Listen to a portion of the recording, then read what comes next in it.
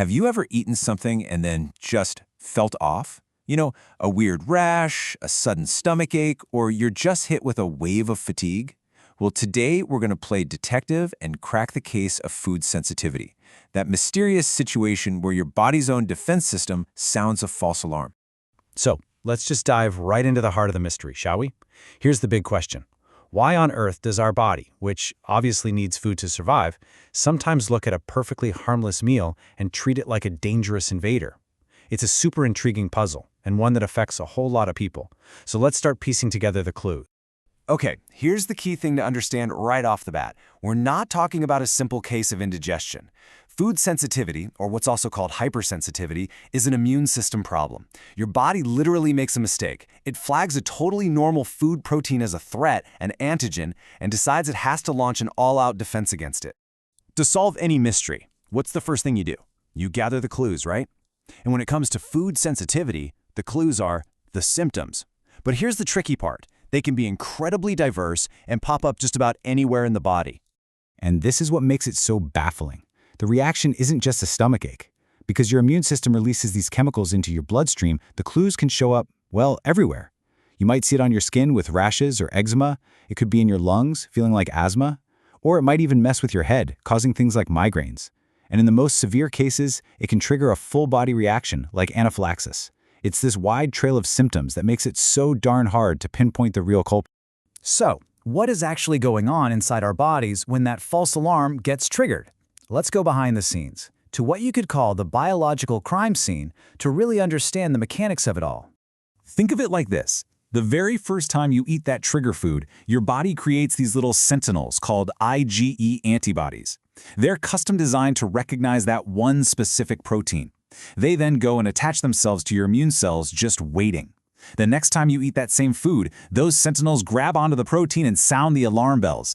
That's the signal for the immune cells to release a flood of chemicals, especially histamine, and that chemical flood is what causes all those widespread symptoms we just talked about. Okay, so you think a certain food might be causing you trouble. How do you even start to figure out which one it is? Well, the good news is the first phase of the investigation can often start right at home. You've basically got two main tools in your detective kit here.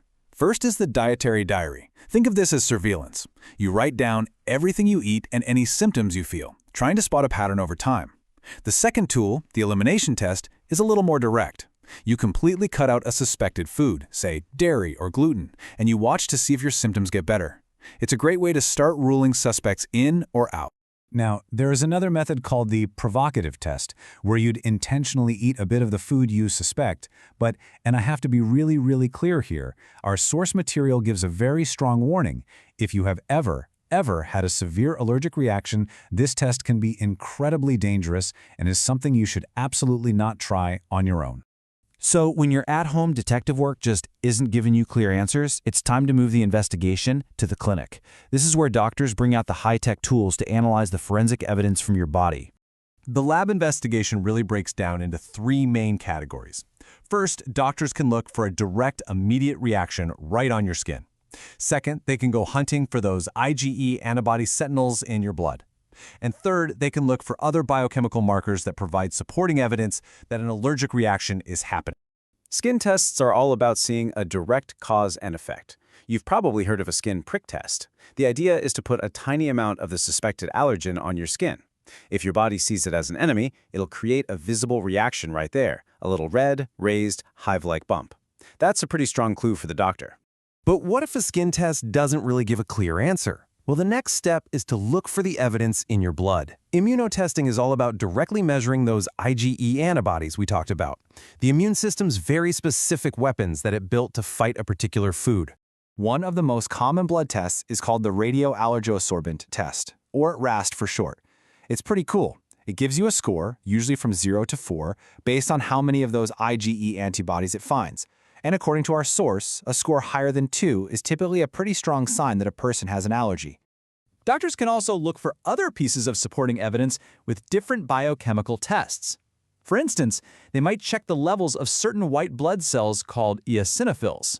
Or, during a very severe reaction, they can look for a spike in a chemical called serum tryptase. These are like extra fingerprints left at the scene of the crime. Okay, so after all the clues have been gathered and all the evidence has been analyzed, there's one final test.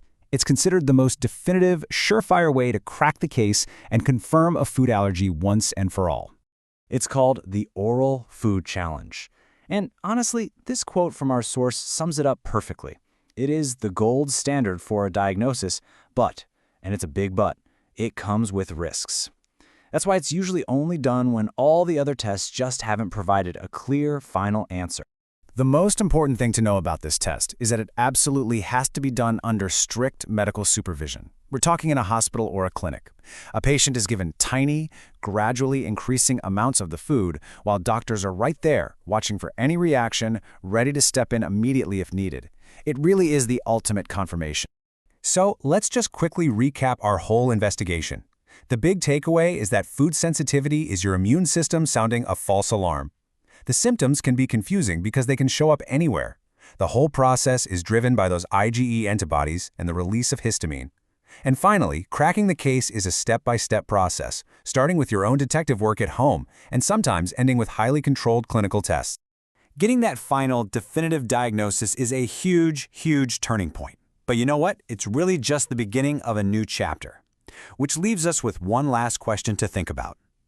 Once you know exactly who the culprit is, how does that knowledge empower you to completely rewrite your own story?